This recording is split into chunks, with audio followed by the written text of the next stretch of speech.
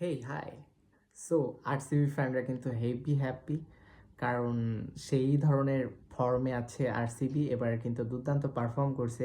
শুধু যে পারফর্ম করছে তেমন না, তারা কিন্তু এখন পয়েন্টস টেবিলের শীর্ষে। শুধু যে পয়েন্টস টেবিলের শীর্ষে না, ব্যাটিং বোলিংও কিন্তু তাদের আধিপত্য। এখন পর্যন্ত সর্বোচ্চ রান সংগ্রহকারীর তালিকায় 1 নম্বরে আছে বিরাট কোহলি, এবং সর্বোচ্চ উইকেট শিকারীর তালিকায় 1 নম্বরে হচ্ছে জশ হ্যাজেলউড। সুতরাং বোঝা যাচ্ছে যে কি পরিমাণ ইন্টেন্সিভলি তারা দুর্দান্ত করতেছে।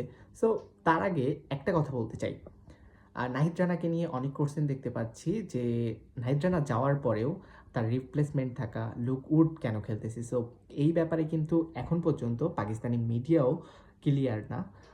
সুতরাং দেখা যাক, যে হয়তো বা আমার মনে হয় যেহেতু টেস্টটা লেন্দি ছিল এবং একদিন আগেই টেস্টটা শেষ হয়েছে, সেক্ষেত্রে আমি মনে করি যে হয়তো বা এটা তাদেরকে লুক উডকে আজকে পর্যন্ত কন্ট্রাক্ট ছিল। So let see for the next match, হয়তো বা নেক্সট ম্যাচে তার সুযোগ হতে পারে।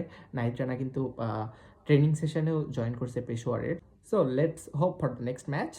অ্যান্ড আজকে এবার আরসিবির কথায় ফিরে আসা যাক। আরসিবি তারা আজকের ম্যাচটা যেভাবে, মানে চেজিংটা যেভাবে শুরু করছিল, অনেক অল্প রানের টার্গেট ছিল, বাট ওই যে আকসার প্যাটেলের 1 ওভারে 2 উইকেট, আমি ওই যে 3টা উইকেট আর্লি পড়ে যাওয়ার পরে আর ভাবি নাই যে আরসিবি এই ম্যাচ জিততে পারে।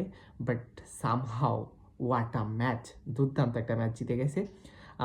কোহলি, কিং কোহলি, সে কিন্তু চেজ মাস্টার নামে পরিচিত, এবং তেমনই দুর্দান্ত একটা মানে তার যে রোলটা ছিল, সে যে স্লো খেলছে, তার রোলটা কিন্তু সে দারুণভাবে এক্সিকিউট করছে। কারণ আর এদিকে আমি বলবো কুণাল পান্ডিয়ার এই পারফরমেন্স, এটা কিন্তু তার আইপিএলের সেকেন্ড হাফ সেঞ্চুরি, এবং তার আজকের যে শটগুলো ছিল দুর্দান্ত, এবং তার চারের যে পাওয়ারগুলো ছিল সেটাও কিন্তু দুর্দান্ত।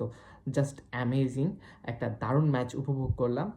কুণাল পান্ডিয়ার ব্যাটিংটা সেই লেভেলের মজা লাগছে, আর লাস্টে টিম ডেভিড যেভাবে ফিনিশিং দিয়েছে, ও জাস্ট অ্যামেজিং।